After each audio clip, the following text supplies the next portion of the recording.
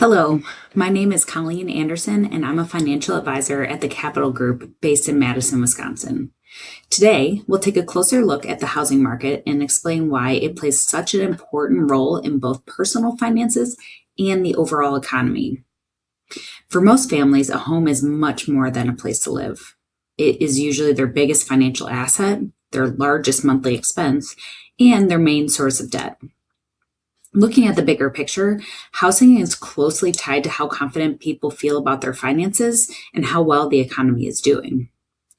Over the next few minutes, we'll cover where home prices stand right now, how real estate fits into the wealth of different generations, and what the current debt levels are and what they tell us about the financial health of everyday consumers. Let's start by looking at where home prices are today. Even though housing activity has been mixed in recent years, average home prices have stayed relatively close to all-time highs. The Case-Shiller indices, which are tools to track home prices across the country and in major U.S. cities, have risen steadily over time. The last significant nationwide price drops happened during the 2008 housing crisis and briefly in 2022 when borrowing costs jumped sharply. There are a couple of key reasons why prices have stayed so high. Many homeowners locked into very low mortgage rates before 2021, meaning they have little reason to sell and give up those low rates. This has really kept the number of homes available quite low. At the same time, household finances have held up fairly well overall, with a wide growth of helping people continue to spend despite concerns about rising prices. That said, buying a home remains difficult for many people. The 30-year mortgage, the fixed rate mortgage, which is the most common type of home loan in the US, is currently around 6.3%. That's well above the sub 3% levels seen in 2020 and 2021. This means that the monthly cost of purchasing a home today is much, much higher than it was just a few years ago, even for buyers who can afford to put down a large upfront down payment. Now let's look into how housing fits into overall household wealth. As this chart shows, real estate has a meaningful part of total wealth across all age groups. For older Americans, the value built up in their homes often represents many years of saving and paying down their mortgage. Baby boomers, for example, hold over $19.5 trillion in real estate. This makes up roughly 24% of their total net worth.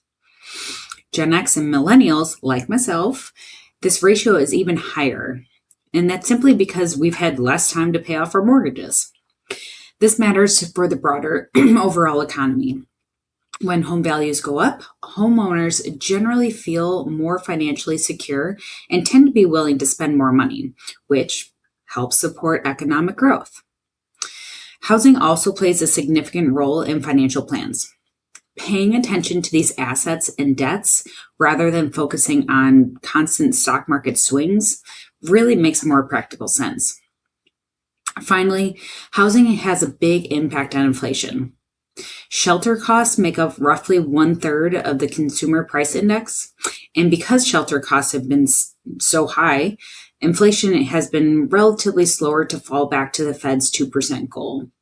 And this is even as prices on many day goods have come down noticeably. Finally, while a home is typically the largest asset that most families own, it's also the largest source of debt. So this chart shows a household and consumer debt levels. The key difference here is that household debt includes mortgages while the consumer debt does not. Compared to 2008, debt repayment levels are in a much healthier place. However, they've been gradually rising as monthly payments take up a larger share of people's incomes. For longer-term investors, the housing market offers a helpful window into the financial health of consumers, the direction of inflation, and where we are in the broader economic cycle. At the same time, when we're thinking about our own finances, it's important to understand how the housing market connects into our own personal financial plans.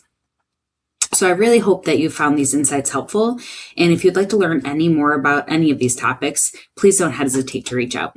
I'd love to hear from you.